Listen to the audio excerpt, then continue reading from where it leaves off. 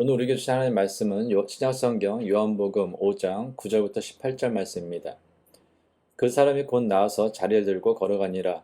이날은 안식일이니 유대인들이 병 나은 사람에게 이르되 안식일인데 내가 자리를 들고 가는 것이 옳지 아니하니라.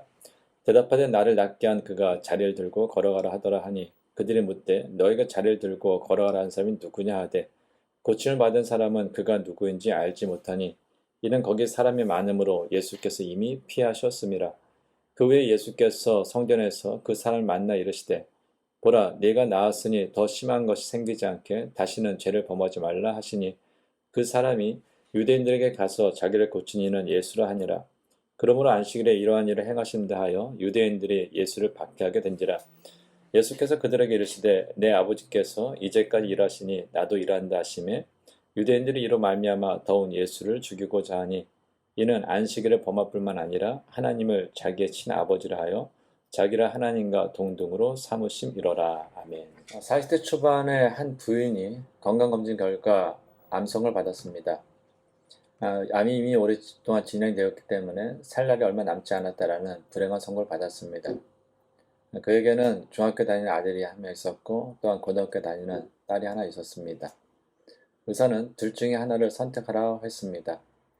하나는 고통스럽겠지만 방사선치료를 받으면서 조금이나마 이 땅에서 더 오래 생존하는 것이고 또 하나는 어차피 고칠 수 없는 병이니 집에서 평안히 요양하면서 죽음을 대비하는 방법이라고 했습니다. 그분은 하나님 앞에 기도하면서 엄마로서 아내로서 자신이 무엇을 선택하는 것이 최선일까 생각하다가 결국 방사선 치료를 받기로 결심했다고 합니다. 그리고 난 후 사랑하는 자녀들에게 다음과 같은 편지 한 통을 남겼습니다. 엄마는 그리스도인으로서 천국에 대한 소망을 가지고 있단다. 엄마는 죽음이 준비되어 있기 때문에 더 이상 이 땅에서의 삶에 미련이 없단다.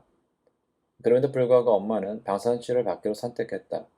그것은 나를 위해서가 아니라 사랑하는 너희들을 때문이란다. 인생의 가장 중요한 시기를 지내고 있는 너희들이 엄마를 필요로 할 때 그곳에 있어주기 위해서란다. 나는 어떤 대가를 치르더라도 너희들이 정말 필요로 했던 그 시간에 엄마가 너희 곁에 있었음을 기억하도록 이 질병과 싸우기로 결심했단다. 이 땅에 태어나서 죽을 때까지 살아있는 상태를 가리켜 생명이라고 이야기합니다. 사람은 생명을 가지고 이 땅에 태어납니다. 근데 생명을 가지고 태어난 이 사람은 반드시 죽음을 맞이하게 되어 있습니다. 영원히 살 수 있는 사람은 없습니다. 그럼에도 불구하고 사람들이 생명을 가지고 이 땅을 살아가면서 더 그 생명을 유지하기 위해서 건강관리를 하는 이유는 또한 고통을 참아내며 조금 더 생명을 연장하기 위해서 애쓰는 이유 중에 하나는 자신의 소중한 사람들과 더 많은 시간을 보내기 위해서입니다. 그래서 생명을 살리는 것보다 더 귀하고 가치 있는 일은 없습니다. 더구나 죽어가는 사람을 생명을 살렸다라는 것은 이 세상 그 무엇보다도 기뻐할 일이며 모든 사람들로부터 축하받아야 마땅할 일입니다. 2주 전에 함께 말씀을 나눴던 베데스다 못에 38년 된 병자가 있었습니다. 얼마나 그 병이 오래되었든지 기뻤던지 그는 거적과 같은 자리를 깔고 그 위에 누워 있었습니다. 겉으로 보기에는 베데스다 못의 기적을 기다린 것 같아 보였지만 사실 그는 기적을 기다린 것이 아니라 죽을 날을 기다리고 있었던 것입니다. 그는 자신이 병에서 취함을 받는다거나 아니면 그의 생명이 연장된다라는 것은 기대하지 못하였기 때문입니다. 그가 베데스다 못에 누워 있었던 것은 말씀드린 것처럼 죽을 날을 기다린 것이었습니다. 이런 그에게 예수님께서 다가오셔서 그의 오랜 병을 고쳐주셨습니다. 오늘 본문 9절 상반절입니다. 그 사람이 곧 나와서 자리를 들고 걸어가니라. 예수님께서는 베데스다 못에서 38년 된 병자를 고쳐주셨습니다. 그리고 그는 자신이 깔고 누워있던 자리를 들고 걸어갔습니다. 38년 된 병자가 누워있던 그 자리를 들고 걸어가게 되었던 것입니다. 죽음을 기다리는 그가 생명을 얻게 된 것입니다. 그렇다면 이보다 기쁘고 축하할 일은 없습니다. 그러나 오늘 본문은 그 이 사람을 바라보는 유대인의 반응에 대해서 다음과 같이 증거합니다. 오늘 9절 하반절과 10절입니다. 이날은 안식일이니 유대인들이 병 나은 사람에게 이르되 안식일인데 네가 자리를 들고 가는 것이 옳지 아니하니라. 그곳에 있던 유대인들은 이 사람이 병 나은 것을 기뻐하기는커녕 오히려 그가 깔고 누웠던 자리를 들고 가는 것이 옳지 않다라고 비난하였습니다. 그 이유는 그날이 안식일이기 때문입니다. 안식일에는 짐을 옮겨서는 안 된다라는 그들의 법이 있었기 때문입니다. 한편으로는 유대인들의 반응이 이해가 되기도 합니다. 유대인들은 율법을 반드시 지켜야 하는데 이 사람이 율법을 어겼으니 이 사람을 비난하는 것이 당연합니다. 왜냐하면 유대인들은 아직 그가 38년 된 중병으로부터 치유되었다라는 그 사실을 모를 수 있기 때문입니다. 그래서 자리에 들고 가는 자신을 비난하는 그 유대인들에게 이 사람은 다음같이 이야기합니다. 오늘 11절입니다. 대답하되 나를 낫게 한 그가 자리를 들고 걸어가라 하더라 하니, 자리를 들고 가는 사람은 자신을 낫게 해준 사람이 있다라는 것, 즉 자신이 중병으로부터 방금 나았다라는 그 사실을 이야기하였습니다. 그럼에도 유대인들의 반응은 전혀 달라지지 않았습니다. 오늘 12절입니다. 그들이 묻되 너에게 자리를 들고 걸어가라 한 사람이 누구냐 하되, 유대인들은 그 사람이 중병으로부터 나음을 받았다는 사실에는 전혀 관심이 없었습니다. 이 사람이 죽었다가 다시 살아났다는 그 사실에도 전혀 관심이 없었습니다. 오직 그들의 관심은 누가 안식일에 그를 낫게 하는 일을 했는가, 누가 그에게 안식일에 자리를 들고 가는 그 일을 했겠는가라는 거에만 관심이 있었습니다. 그 이유를 성경은 다음같이 이야기합니다. 오늘 16절입니다. 그러므로 안식일에 이러한 일을 행하신다 하여 유대인들이 예수를 박해하게 된지라. 그들은 안식일에 이러한 일을 행한 사람이 예수님임을 알고 예수님이 안식일을 범했다는 그 제목으로 정죄하고 박해하기 시작했습니다. 그런데 예수님께서 지금 안식일에 행한 일이 무엇입니까? 38년 된 중병에 걸려 고통받는 그 사람의 질병을 고쳐주신 것입니다. 죽어가는 사람의 생명을 다시 살려주신 것입니다. 이것은 마땅히 칭찬하고 기뻐하고 축하할 일이지 비난받을 일이 아닙니다. 그럼에도 유대인들은 오히려 이 일로 인하여 예수님을 박해하기 시작했습니다. 이와 비슷한 내용이 마가복음에도 나옵니다. 마가복음 3장에는 예수님께서 안식일에 손 마른 사람을 고쳐주시는 장면이 기록되어 있습니다. 그런데 이를 지켜본 바리새인들의 반응 역시 다르지 않았습니다. 마가복음 3장 6절입니다. 바리새인들이 나와서 곧 헤롯 왕과 함께 어떻게 하여 예수를 죽일까 의논하니라. 바리새인들은 손 마른 사람을 고치는 예수님을 죽이고자 하였습니다. 그 이유가 무엇입니까? 38년 된 병자를 고치는 예수님을 핍박했던 유대인들 같이 예수님께서 안식일에 일을 하셨다라는 이유 때문입니다. 하나님께서 모세를 통하여 주신 십계명에 보면 단순히 안식일을 거룩히 지키라는 내용만, 그 말씀만 있는 것을 볼 수 있습니다. 근데 그 당시 바리새인들은 안식일에 하지 말아야 할 일들을 39가지 규례로 만들었습니다. 그것도 부족해서 각 규례마다 세칙을 6개씩 만들어 모두 234가지의 안식일에 하지 말아야 할 규례를 만들었습니다. 그리고 이를 사람들에게 지키도록 하였습니다. 그러나 생명이 위독한 경우에는 병 고친 일을 허용했습니다. 안식일에 행할 수 있는 의료 행위로는 여자가 아이를 낳을 경우 돌볼 수 있었습니다. 목에 감염된 경우 그 병을 치료할 수 있었습니다. 또한 벽이 무너져 사람이 깔렸을 때 그가 죽었는지 살았는지 확인할 수 있을 만큼 벽돌을 치울 수 있었습니다. 만일 살아있는 경우 구조할 수 있었으나 죽었을 경우에는 안식일이 지날 때까지 그냥 내버려 두어야 했습니다. 부러진 뼈도 치료할 수 없었고 삔 손이나 삔 발에 찬물을 뿌릴 수도 없었습니다.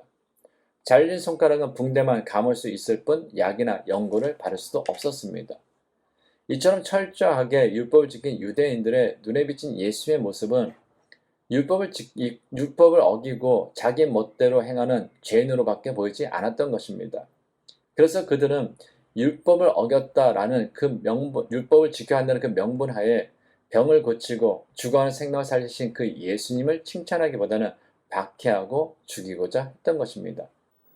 물론 종교적인 법을 지키는 것 중요합니다. 종교적인 오랜 전통과 습관, 지키는 거, 이어가는 거 중요합니다. 그러나 잊지 말아야 할 것은 법이나 전통이나 습관이 생긴 이유는 더욱더 하나님을 바르게 섬기기 위함이다라는 것입니다. 더욱더 하나님을 사랑하기 위함이다라는 것입니다. 그런데 하나님을 바르게 섬기는 것이 무엇입니까? 하나님을 더욱더 사랑하는 것이 무엇입니까? 하나님께서 사랑하시는 대상을 나도 사랑하는 것입니다. 하나님의 뜻을 나의 삶을 통해서 이루어 가는 것입니다. 그래서 예수님께서는 자신을 비난하는 유대인들에게 다음같이 말씀하셨습니다. 오늘 보면 17절입니다. 예수께서 그들에게 이르시되 내 아버지께서 이제까지 일하시니 나도 일한다 하시매. 예수님께서 안식일에 일하신 이유는 하나님 아버지께서 일하시기 때문이다 라고 말씀하셨습니다. 여기서 중요한 것은 예수님께서 일하신다라는 그 동사를 현재형으로 사용하셨다라는 것입니다. 그럼 하나님 아버지께서 과거로부터 오늘날까지 계속해서 하고 계신 일이 무엇입니까? 그것은 하나님의 사랑이 되신 대상인 인간이 죄악 속에서 죽어가는 것을 안타까워하셔서 그들을 구원하는 일, 그들에게 영원한 생명을 주신 일을 하고 계십니다. 그러므로 아버지께서 지금 일하심으로 나도 일한다라는 이 예수의 말씀의 의미는 하나님께서 인간을 사랑하시고 인간을 살리시는 분이시기 때문에 나도 하나님을 쫓아 인간을 사랑하며 사랑하기 위해 이 땅에 오셨고 사랑하는 인간의 생명을 살린 일을 지금도 하고 계신다라는 의미입니다. 그래서 예수님께서는 인간이 만들어 놓은 법과 전통, 습관을 지키기보다는 하나님의 뜻을 따라 죽어가는 생명을 살리는 것을 더욱더 귀하게 소중히 여기시며 생명을 살리는 일을 행하셨던 것입니다. 그래서 성경은 하나님께서 예수님을 이 땅에 보내신 이유에 대하여 다음같이 증거합니다. 이사야 53장 5절 6절입니다. 그가 찔림은 우리의 허물 때문이요 그가 상함은 우리의 죄악 때문이라. 그가 징계를 받음으로 우리는 평화를 누리고 그가 채찍에 맞음으로 우리는 나음을 받았도다. 우리는 다 양 같아서 그릇 행하여 각기 제 길로 갔거늘 여호와께서는 우리 모두의 죄악을 그에게 담당시키셨도다. 아멘. 하나님께서 이 땅에 당신의 독생자 예수 그리스도를 이 땅에 보내신 이유가 무엇입니까? 그리고 우리 모두의 죄악을 예수 그리스도에게 담당하게 하신 이유가 무엇입니까? 우리를 사랑하시기 때문입니다. 우리를 향한 그 사랑은 우리가 죄로 인해서 영원 죽는 것을 원하지 않으셨습니다. 그래서 하나님께서는 당신의 독생자 예수 그리스도를 이 땅에 보내시고 우리의 죄를 대신하여 십자가에서 그 고통 가운데 죽임을 당하게 하신 것입니다. 성경은 하나님의 마음을 기록한 것입니다. 그래서 창세기부터 요한계시록을 읽어보면 우리를 향한 하나님의 마음을 읽을 수가 있습니다. 얼마나 우리를 사랑하시는지, 그 사랑이 죄로 인해서 하나님을 배신하고 또한 하나님께 등을 돌리고 때로는 하나님을 향하여서 손가락질하는 그 죄악된 인간을 구원하기 위해서 얼마나 하나님께서 인내하시고 또 하나님께서 얼마나 희생하시며 우리를 구원하셨는지, 우리의 주가는 그 생명을 살리셨는지 우리는 성경을 통하여 읽을 수가 있습니다. 그러므로 말씀을 읽는다라는 거, 말씀을 듣는다라는 거, 말씀을 공부한다라는 것은 다른 것이 아닙니다. 하나님의 마음을 느끼는 것입니다. 사람을 향한 하나님의 마음을 느끼는 것입니다. 사람의 생명을 소중히 여기시는 그 하나님의 마음을 내 안에 채우는 것입니다. 그리고 일상의 삶 가운데 하나님의 사람으로서 예수 그리스도의 삶을 쫓아가는 그리스도인으로서 사람의 생명을 소중히 여기며 사람의 생명을 살리기 위해서 살아가는 것이 바로 그리스도인의 삶인 것입니다. 그러나 유대인들은 이러한 하나님의 뜻에는 관심이 없었습니다. 그들은 단지 율법을 지켜야 한다는 그 명분에만 집착했습니다. 그래서 죽어가는 생명을 살리기 위해 이 땅에 오신 예수님을 알아보지 못한 것입니다. 심지어 죽어가는 생명을 살리신 그 예수님께서 안식일을 범했다라는 그 이유로 박해하기 시작했고 하나님을 그토록 사랑한다, 하나님을 그토록 섬긴다라고 하는 그들의 손으로 하나님의 아들이신 예수님을 십자가에 못 박아 고통 가운데 죽임을 당하도록 죽인 것입니다. 우리는 오늘 종려주의를 지내고 있습니다. 종려주의는 다른 이름으로 고난주의라고도 부릅니다. 왜냐하면 오늘부터 시작하여서 예수님의 고난이 시작되기 때문입니다. 이 땅에 오신 그 예수님께서 우리의 죄를 대신하여 죽으시는 그 고난이 시작되고, 그 고난이 십자가에서 절정을 이루고 십자가의 죽음을 통하여서 이루어지기 때문입니다. 그렇다면 예수님께서 이 땅에 오셔서 고난을 당하신 이유가 무엇입니까? 십자가의 그 지옥의 고통을 당하신 이유가 무엇입니까? 단 하나입니다. 우리를 사랑하셨기 때문입니다. 죄로 인해서 죽을 수밖에 없었던 우리를 살리시기 원하셨기 때문입니다. 영원히 죽을 수밖에 없는 우리에게 그 반대의 영원한 생명을 주기를 원하셨기 때문입니다. 그렇다면 성도 여러분, 하나님께서 오늘 우리에게 원하시는 모습이 무엇이겠습니까? 우리들의 그리스도인으로서, 하나님을 사랑하는 사람으로서, 영원한 생명을 소유한 사람으로서 하나님께서 우리에게 원하시는 모습, 우리가 살아가는 삶의 모습, 어떤 삶을 하나님께서 원하실까라는 것입니다. 다른 건 아니시죠. 한 사람을 소중히 여기는 그 마음입니다. 생명을 살리는 일이라면 어떤 핍박도, 심지어 죽임까지도 순종하셨던 그 예수님의 모습, 그것을 하나님께서는 오늘 그리스도를 살아가는 우리를 통하여 보기 원하시는 것입니다. 그러므로 우리는 새롭게 시작되는 이번 주, 특히 고난주간을 지내면서 사람들에게 상처와 아픔을 주는 말과 행동, 몸짓을 삼가해야 합니다. 우리가 진정 예수님께서 왜 고난을 당하셨는지를 안다면 우리는 좀 더 이해하고, 좀 더 양보하고, 좀 더 내려놓고, 좀 더 희생하고, 좀 더 헌신하고, 좀 더 낮아진 말과 행동을 함으로 예수 그리스도의 생명을 전하는 하나님의 자녀다운 삶을 살아야 합니다. 바라건대 이번 한 주도 지내면서 생명을 살리는 말을 하고, 생명을 살리는 행동을 하고, 많은 사람들에게 예수 그리스도께서 왜 이 땅에 오셔서 십자가의 죽음을 당하셔야 했는지 우리의 삶을 통해 보여줄 수 있는 귀한 한 주간이 될 수 있기를 간절히 주님의 이름으로 축원합니다.